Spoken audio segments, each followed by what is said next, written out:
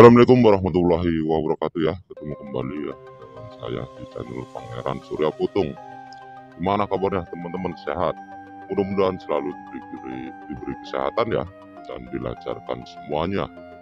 Saya akan melanjutkan ya teman-teman ya, tentang simbol-simbol atau alamat-alamat yang diperoleh oleh Satrio Piningit ya.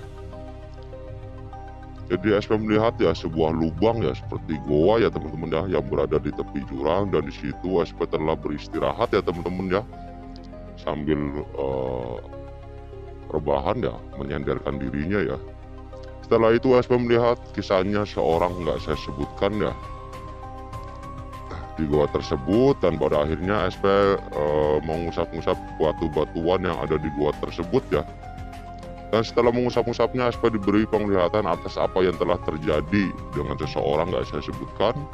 Pernah diolok-olok oleh keluarga titik-titik nggak saya sebutkan ya, saat melampaui goa yang berada di sebuah tepi jurang. Sehingga di situ sudah jadi nggak ada jalan keluar ya teman-teman ya, mentok ya, tak ada jalan yang harus dilewati karena sudah buntu ya. Dengan keajaiban Allah Subhanahu wa Ta'ala ya, sosok seorang tersebut telah mendapatkan jalan yang seharusnya sudah tidak ada jalan lain ya. Di situ ada jalan yang menuju sebuah kediaman atau sebuah istana ya, nggak saya sebutkan namanya.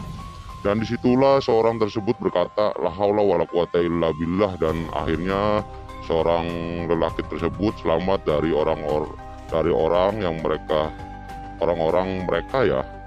Namun meskipun selamat ya, beliau difitnah oleh seseorang ya yang mengejarnya, dan mereka berkata ya, sosok lelaki tersebut telah menggunakan sihir ya. Namun sebenarnya yang menggunakan sihir adalah mereka, akan tetapi itu tidak akan menggoyahkan iman seseorang tadi ya. Dan kata seorang lelaki tersebut, man ala rasuli, dan beliau berkata, saya tidak takut dengan mereka, namun saya takut akan saya dapat teguran ya, karena saya merasa bahwa saya telah melakukan yang sedemikian.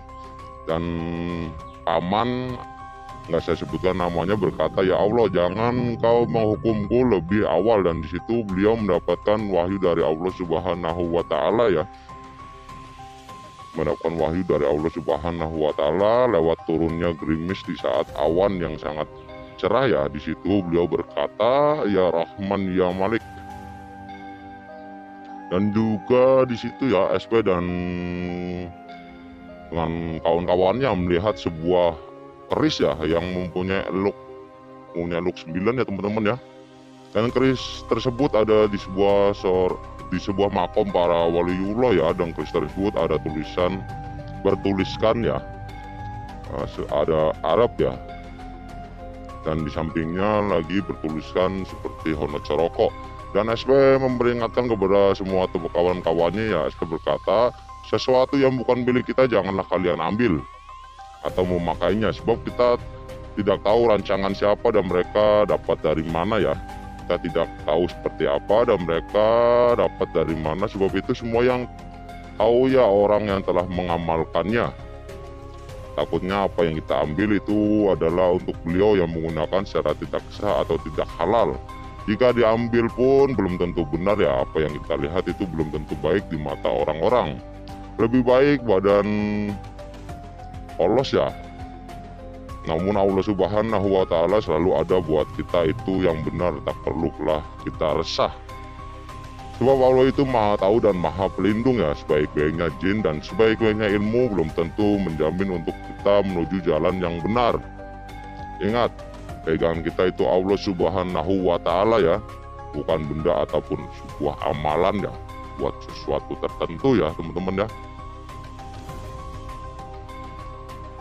Dan juga di situ ada seorang syekh nggak saya sebutkan yang mengatakan kepada SP tentang ilmu-ilmu laduni yang merasuk tubuh ya,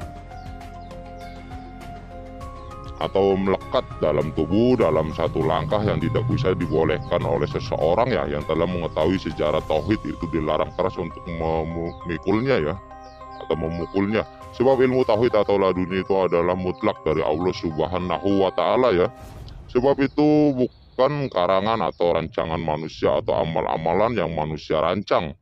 Sebab ilmu itu tidak dipelajari dan tidak diamalkan, namun datangnya dari Allah Subhanahu wa Ta'ala ya, untuk melindungi orang-orang yang ada di dunia, atau untuk benteng di alam dunia maupun alam gaib ya, dan alam akhirat. Itu semua sudah ketentuan Allah Subhanahu wa Ta'ala.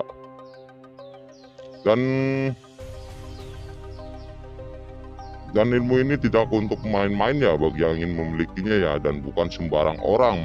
Meskipun mengamalkan belum tentu cocok ya di tubuhnya, sebab yang punya ilmu ini itu sudah ditentukan dari Allah Subhanahu wa Ta'ala ya, dari masih kecil atau masih di rahim seorang ibu.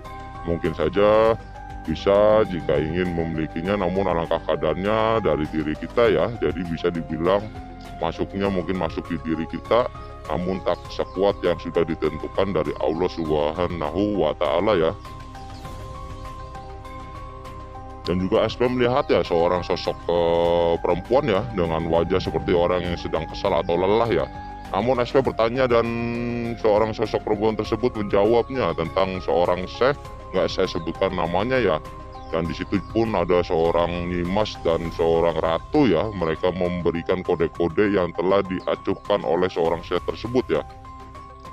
Dan saat waktu itu mereka tidak berani mengungkapkan kata-kata atau mengucapkan dalam sekejap pun, sebab di situ mereka telah lalai dari sebuah yang berkomunikasi dengan parahyangan yang sedang melaju di awang samudra. Dan pada akhirnya seorang nyimas titik-titik kesal ya, karena tujuannya ingin menolong dan memberi simbol-simbol atau mengetik mereka ya, supaya mereka tidak salah berucap dengan para ratu-ratu yang mempunyai keadilan alam yang sudah ditentukan sang kholik, dan mereka semua adalah bidadari yang diberi tugas di alam semesta ya. Dan pada akhirnya seorang syekh tersebut tidak menghiraukan, pada akhirnya dapat teguran yang sangat disayangkan ya. Padahal tujuannya mereka hanya membantu, hanya karena tidak menghiraukan, akhirnya beliau telah dipenjara di alam samudra selama 4000 hari ya. Dan sampai akhirnya seorang syekh tersebut meminta maaf ya, karena saya telah mempunyai pikiran yang tidak baik pada kalian semua, karena saya beranggapan wanita tahu apa ya. Dan akhirnya seorang syekh tersebut meminta maaf pada seorang nyimas dan seorang ratu ya, sambil berkata, saya tidak menyesal ya kalau saya dipenjara, namun saya menyesal sudah beranggapan kalau seorang wanita itu tidak tahu apa-apa. Jadi ada kesombongan ya di tubuh seorang syekh tersebut ya teman-teman ya.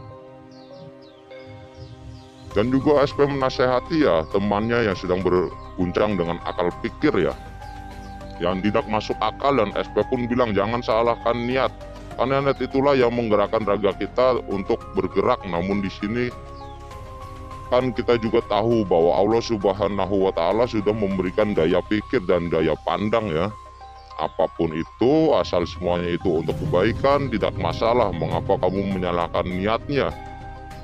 Adanya niat itu, gerak pun di situ ikut memang benar. Allah lah yang menggerakkan kita. Namun jika kita tidak ada niat atau tujuan pun nggak ada gerak-gerakan raga kita.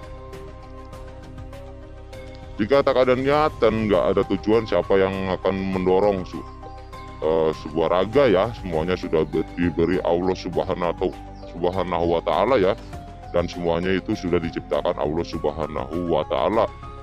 Jangan membangkang dengan yang sudah diciptakan ya, semuanya itu digerakkan semua agar sinkron dengan apa yang kita jalankan.